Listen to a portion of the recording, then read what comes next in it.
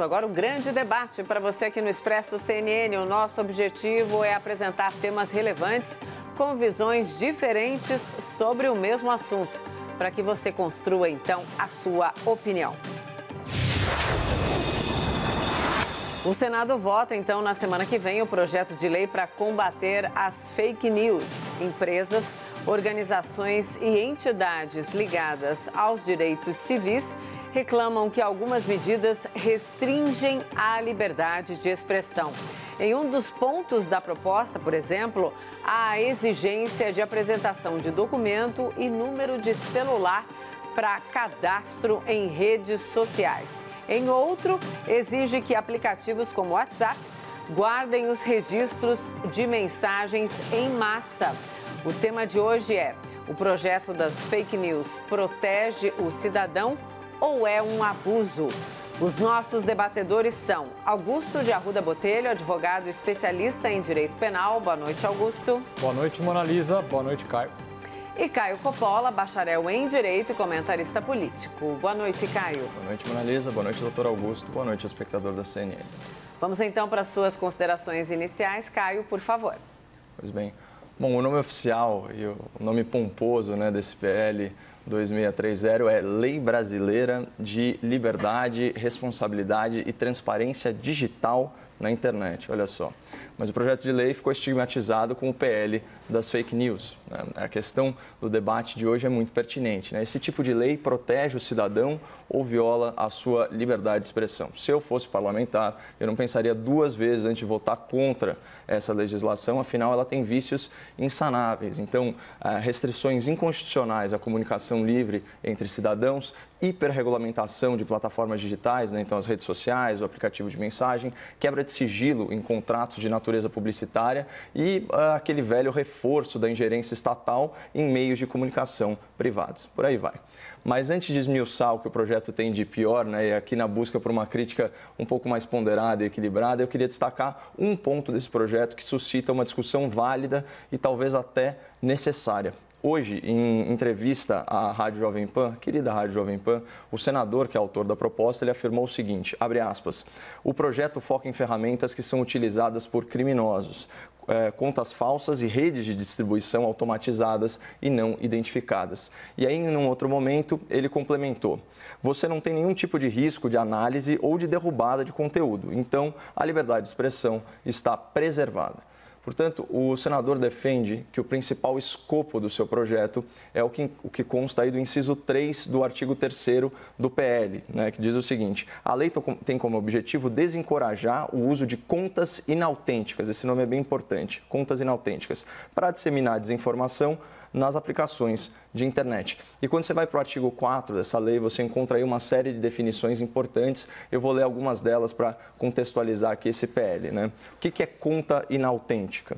É a conta criada ou usada com o propósito de disseminar desinformação ou assumir identidade de terceira pessoa para enganar o público. E aí, ele também explica o que são os disseminadores artificiais. Então, é qualquer programa de computador ou qualquer tecnologia empregada para simular, para substituir ou para facilitar a atividade de humanos na disseminação de conteúdos em aplicação de internet, os famosos robôs. E, num terceiro momento, o que é uma rede artificial? É um conjunto de disseminadores artificiais cuja atividade é coordenada e articulada por uma pessoa ou um grupo de pessoas, pode ser uma conta individual, um governo, uma empresa, com fim de impactar de forma artificial a distribuição de conteúdo com o objetivo de obter ganhos financeiros ou ganhos políticos. Então, aqui eu queria só propor ao espectador uma questão de fácil resposta. Você acha legítimo que haja contas falsas criadas com o único propósito de disseminar informações mentirosas, ameaças e mensagens difamatórias numa estrutura de rede articulada por grupos militantes organizados? É claro que não. E aqui ninguém está falando de censura ou de moderação de conteúdo, porque o ponto de partida dessa cadeia de desinformação é a utilização das tais contas inautênticas, as contas fake, que não correspondem a uma pessoa real, uma pessoa de verdade. Mas daí surge um problema de natureza prática. Como garantir que um perfil ou uma conta na internet não seja aí uma ficção digital? E mais, como oferecer segurança jurídica no ambiente virtual, garantindo que os criadores e os promotores de conteúdos falsos, conteúdos ofensivos, conteúdos ameaçadores respondam penalmente pelos seus atos na justiça. Então, para tentar solucionar essa situação, o projeto de lei propõe que a criação de uma conta ela esteja associada a um documento de identidade válido. Pode ser CNH, RG, CPF, por aí vai. Dessa forma, a replicação de perfis falsos ela seria dificultada, embora, obviamente, esse não seja um sistema de controle perfeito. Então, será que esse ponto específico fere a liberdade de expressão? O jeito mais fácil da gente apurar isso é visitando o texto constitucional, e está lá no artigo 5º, inciso 4º, é livre a manifestação de pensamento, sendo vedado o anonimato. Portanto, segundo a nossa lei maior, manifestar-se de forma anônima, isso sim é abuso da liberdade de expressão e nós deveríamos, teoricamente, adequar a regulamentação das plataformas de internet a esse dispositivo da Constituição. Então, resumindo, esse é um dos raríssimos pontos do PL que são dignos de consideração. A identificação documental de cada usuário numa camada de segurança criptografada e, obviamente, só acessada por meio de ordem judicial. De outra forma, a gente está garantindo a impunidade para quem pratica crime no meio online. Mas nesse caso, realmente não dá para tomar a parte pelo todo. O projeto de lei é muito ruim. Augusto, suas primeiras considerações, então, por favor. Primeiro, eu queria fazer uma observação. O tempo aqui em São Paulo mudou tanto, é porque eu estou concordando com quase tudo dessa fala inicial do Caio. Acho que é por isso a mudança do clima. Mas vamos lá. Boa noite a todas e todos. Antes de mais nada, eu preciso agradecer a todas as pessoas que eu conversei hoje, todos os especialistas que me ajudaram a entender esse tema tão complexo que trataremos no debate hoje. Foram tantos que eu não vou nem nominá-los para não cansar o espectador. Discutiremos hoje o projeto de lei 2630, que institui, o Caio já falou o nome, a Lei Brasileira de Liberdade, Responsabilidade e Transparência Digital na Internet. A primeira reflexão que eu faço é que esse texto, dada a sua importância e complexidade, jamais poderia estar sendo votado sem uma ampla e profunda discussão. O relatório e o projeto foram apresentados sem ouvir especialistas, sem a participação da sociedade civil e sem a realização até de audiências públicas. E mais, está sendo votado no meio de uma pandemia, com todas as restrições que as discussões em ambientes virtuais acarretam. Para vocês terem uma ideia da gravidade de se tratar isso em tão pouco tempo, o Marco Civil da Internet foi discutido em nosso país por quase 7 anos antes de ser aprovado. Dependendo da tramitação desse PL, que foi retirado agora, que ficou conhecido como PL das fake news, mas que trata muito mais do que simplesmente isso, o Brasil se tornará pioneiro no mundo nesse tipo específico de legislação. A comunidade europeia está há anos discutindo esse tema sem ter conseguido formar uma definitiva posição. E a necessidade de um consenso sobre isso. A necessidade é tamanha que, vejam, neste momento, atualmente, nos Estados Unidos, há uma discussão de uma lei que pode ser aprovada, fazendo com que a moderação na rede social seja feita de forma mais transparente. E essa lei está sendo construída entre republicanos e democratas, num quase consenso, o que é bastante raro. Bom, vamos tratar inicialmente do tema de forma macro. É evidente que algum tipo de regulação e até moderação do conteúdo nas redes sociais, inclusive nos aplicativos de comunicação instantânea, é importante e pode ser necessário.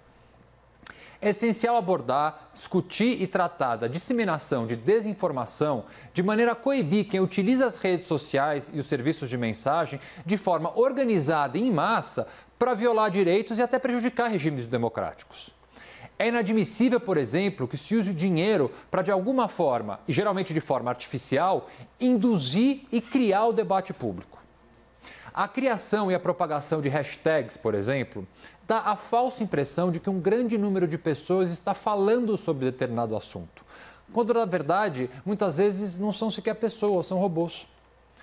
Há uma colocação bem interessante do advogado Ronaldo Lemos, que é um dos especialistas que eu li hoje, que disse que quando o debate público pode ser comprado com dinheiro, isso torna a democracia refém de grupos ocultos que se organizam para propagar campanhas massivas de desinformação. É totalmente legítimo o interesse em combater a desinformação e as violações de direitos que podem decorrer disso. Mas não é possível admitir que quaisquer medidas ocorram associadas a graves riscos ao exercício da liberdade de expressão e a várias garantias constitucionais que podem ser afetadas quando se pretende regulamentar ferramentas tecnológicas ligadas à informação e à comunicação. O projeto de lei apresentado tem graves problemas que eu pretendo tratar ao longo do debate. Mas, em linhas gerais, o que chama atenção é que, por um lado, o projeto não trata acertadamente do grave problema de transparência na eventual remoção de conteúdo por parte das empresas proprietárias de redes sociais e aplicativos de mensagem. Tem também graves problemas básicos na definição do que é uma rede social e quais são os formatos possíveis de comunicação virtual. Os erros do projeto de lei vão além ao permitir uma vigilância dos usuários e, principalmente no caso dos aplicativos de comunicação, uma coleta maciça de dados de todos os cidadãos que acessam esses aplicativos. O projeto cria também medidas de cunho discriminatório, ao criar barreiras muitas vezes inatingíveis que dificultarão, e muito, a inclusão digital de uma parcela da nossa população. Para terminar, o projeto buscou fazer, isso é algo recorrente no nosso país, mas o projeto buscou criminalizar condutas como se torná-las crime resolvesse a situação. A intervenção penal, como por várias vezes eu já defendi, deve sempre ser mínima e reservada aos casos de comprovada necessidade. Não que não possa haver a prática de crimes no ambiente virtual, muito pelo contrário. Mas esses crimes, de certa forma, ou já se encontram abarcados pelas legislações atuais, ou então não podem ser tipificados, como era no caso do projeto, em condutas tão genéricas, tão abertas. Vocês percebam o que eu disse era, porque essa parte da criminalização de certas condutas foi retirada do último relatório, esse que foi adiado. Mas como a votação vai voltar em algum momento, provavelmente na próxima terça-feira, nada impede que de alguma forma isso seja recolocado. Eu volto a dizer, o tema é importante, a discussão extremamente necessária e precisa ser feita de forma rápida. Mas o que estamos fazendo aqui é um verdadeiro fast food do processo legislativo, sabe-se lá com qual interesse, jogando goela abaixo de todos nós uma lei que não foi devidamente discutida.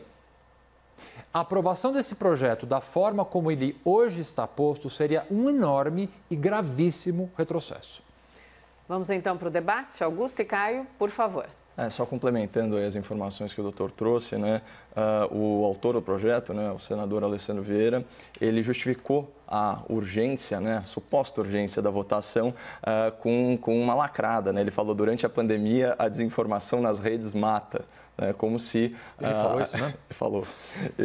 Isso como se a gente já não tivesse aí no ordenamento jurídico todos os remédios legais para, de certa forma, combater a desinformação, especialmente num tema tão sensível que está tendo ampla cobertura da mídia e que, enfim, esse tipo de correção, né, é muito fácil. Mas, de qualquer forma, aí vem a segunda justificativa dele, diz o seguinte, abre aspas, durante o processo eleitoral é fundamental evitar que essas ferramentas criminosas estejam à disposição. Então, aí, na verdade, fica implícito um viés muito mais corporativista, né, no sentido de proteger o quê? A hipersensibilidade dos nossos queridos representantes ou daqueles que se pretendem ser representantes, né, principalmente nas eleições aí para prefeito e para vereador. E fica muito claro, né, a verdadeira intenção desse projeto de lei quando a gente lê na seção 4, né, que fala dos serviços de mensageria privada. Isso aqui é claramente inconstitucional, pessoal, mas eu vou ler porque esses artigos, assim, vale a pena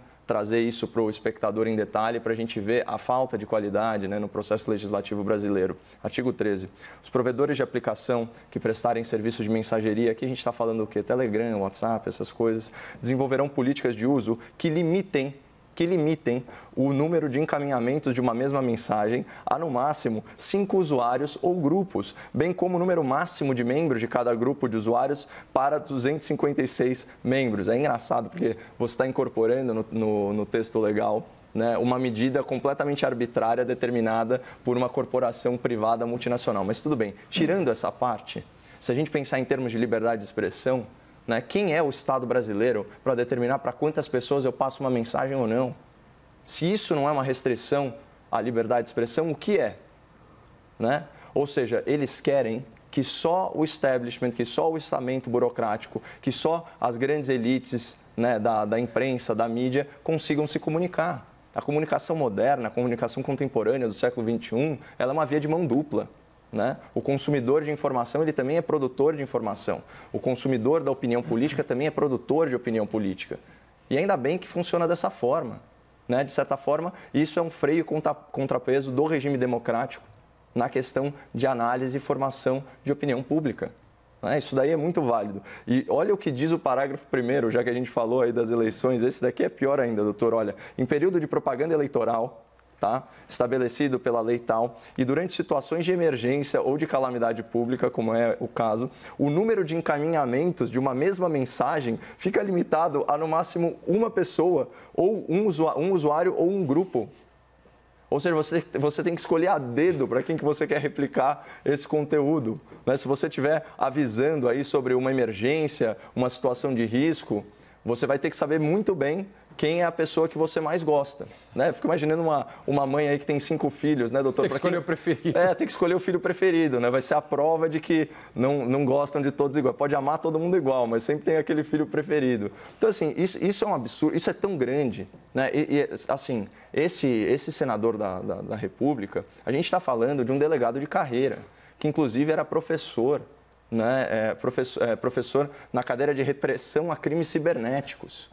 Isso daqui passa por um gabinete, né? Que aí que são aquelas verbas, aquelas verbas nababescas, né? de pessoal que eles podem contratar, são verdadeiras empresas cada gabinete. Então, assim, isso aqui está sendo pago com o nosso dinheiro, uma coisa flagrantemente inconstitucional, talvez até pelo fato daquilo que o doutor Augusto trouxe, de não passar por uma comissão e de não ser amplamente discutido, um negócio desse vem a público, isso aqui é uma vergonha nacional. Então, assim, esse eu acho que é o exemplo mais óbvio, né, de limitação à liberdade de expressão, que vai na contramão de toda a justificativa que esses senadores que estão apoiando esse projeto estão ventilando por aí. É claro que se você proíbe a pessoa de sair disseminando a mensagem para um X número de pessoas, é claro que isso cerceia aí direitos básicos e fundamentais.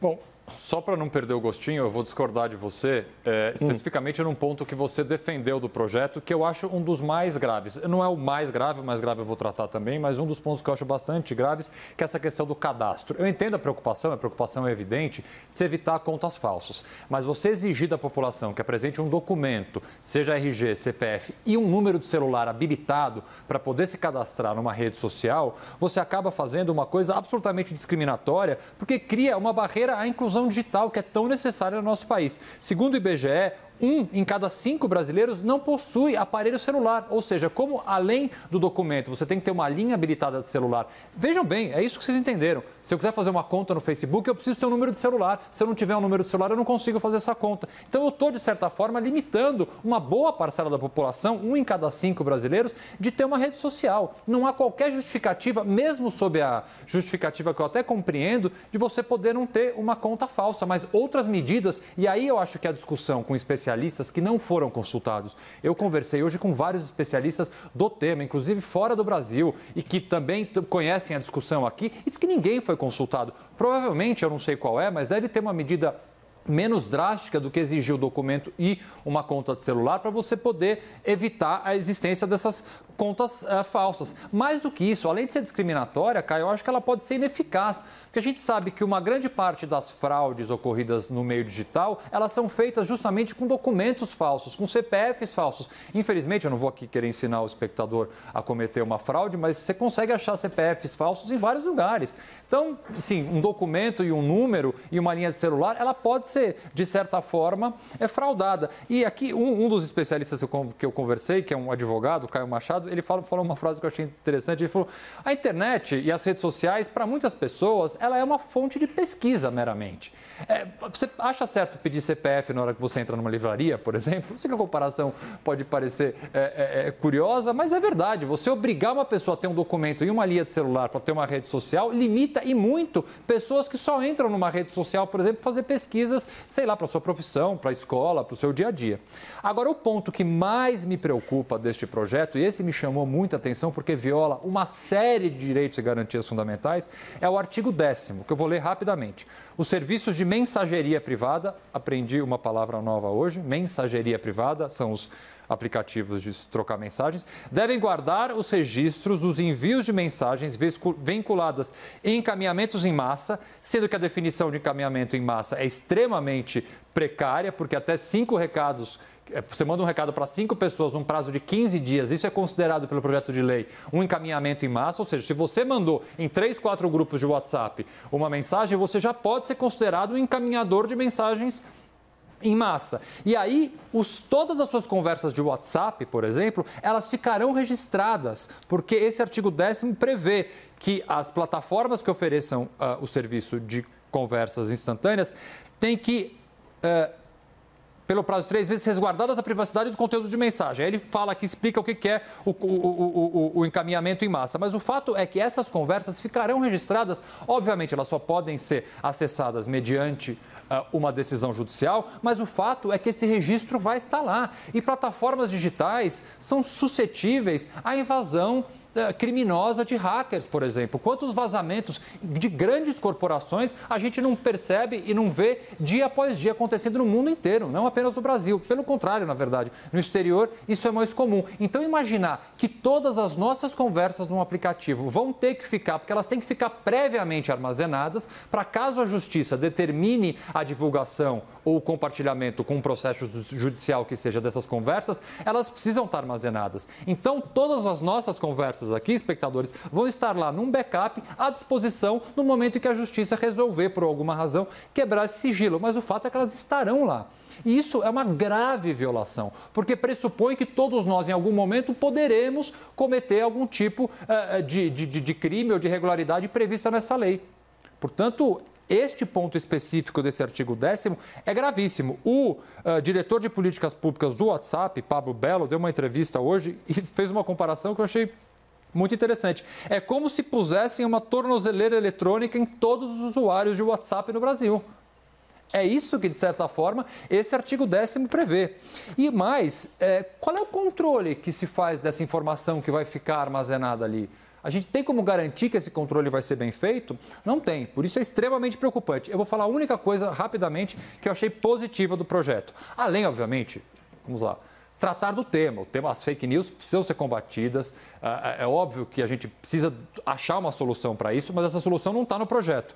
Mas a única coisa boa desse projeto é que ele não permite que autoridades públicas, e aí eles elencam quem seriam essas autoridades públicas, presidente, ministro, etc., bloqueiem e apaguem contas de usuários, porque a conta das autoridades públicas são consideradas de interesse público. Então, isso eu achei um ponto extremamente positivo que está nesse artigo 22, no parágrafo único do projeto de lei. Estou aqui para dizer para vocês que nós temos 1 minuto e meio para os argumentos finais para cada um, para que a gente não estoure o tempo, apesar da concordância, os dois falaram bastante. Pode ser? Só para esclarecer, então, justamente o meu argumento inicial, no meu argumento final, né, até porque eu fiz uma concessão ao projeto de lei por amor ao debate, eu falei que esse é um ponto interessante para a reflexão, que é o quê? A identificação nominal do usuário. Não necessariamente atrelado a uma conta de celular, como você colocou, doutor, mas sim via documento. Né? E esse dado, ele fica armazenado numa camada de segurança, isso é criptografado, só pode ser acessado pela plataforma no caso, obviamente, de ordem judicial. E, bom, os problemas são óbvios, né? De conflito, de duplicação, esse tipo de coisa. Mas você já dificulta, até porque se você tiver 2 documentos duplicados, você pode estabelecer procedimentos para investigar, né, isso em âmbito privado, qual conta que está falando a verdade e qual que não é. Óbvio, isso no caso de páginas de humor, de política, perfis de negócio, empresariais, isso não significa que tem que ter exatamente o nome da pessoa, né? Então, o anonimato não quer dizer que acabam os pseudônimos, os nomes artísticos, os nomes empresariais e por aí vai. Só que toda conta, ela seria lastreada por um documento. Né? Então, isso minimiza as chances de fraude e dificulta a replicação de perfis, que é fundamental para o estabelecimento dessas redes de disseminação de difamação, de ofensas, de ameaças e por aí vai. Então, a novidade aqui é usar um documento de identificação para abertura de conta. E as plataformas elas já fazem isso. Né? Quem tem perfil verificado, por exemplo, Instagram, essas coisas, só que é uma coisa arbitrária, né? E esporádica. Isso simplesmente normalizaria, eu acho que não é uma situação tão absurda e facilitaria muito a investigação de crimes em âmbito virtual. Augusto? São os argumentos finais ou tem? Sim. Opa! 9h26, só para constar. Tá bom. Eu queria terminar dizendo o seguinte, a intenção do projeto de lei, a intenção macro, ela é boa. Tá? Tem alguns pontos, ainda que pouquíssimos pontos positivos no projeto de lei. A questão das fake news, principalmente o uso de notícias sabidamente falsas em eleições. E nós temos eleições acontecendo esse ano, teremos eleições daqui a 2 anos. Portanto, é importante que a gente faça uma discussão e que essa nova realidade seja discutida, seja evitada e seja combatida. Mas não se pode fazer isso da forma como esse projeto propõe, sem discussão com especialistas, com a sociedade civil. Precisa ser feita uma discussão ampla para que uma boa intenção, e eu acredito que haja uma boa intenção, não acabe atropelando uma série de direitos e garantias fundamentais, principalmente a nossa liberdade de expressão. A liberdade de expressão de movimentos sociais, a liberdade de expressão de minorias, a liberdade de expressão de uma série de pessoas que podem sim ser afetadas com uma política pouquíssimo transparente, com uma postura pouquíssimo transparente que este projeto de lei determina. Portanto, eu acho que essa discussão, ainda bem que ela foi retirada de pauta hoje, mas eu acho extremamente cedo recolocar isso na terça-feira, que é a informação que a CNN trouxe aqui. Eu acho que isso tem que ser discutido por meses, no mínimo. Obrigada, Augusto. Até amanhã. Boa noite. Até amanhã. Obrigada, Caio. Boa noite. Até amanhã. Até amanhã.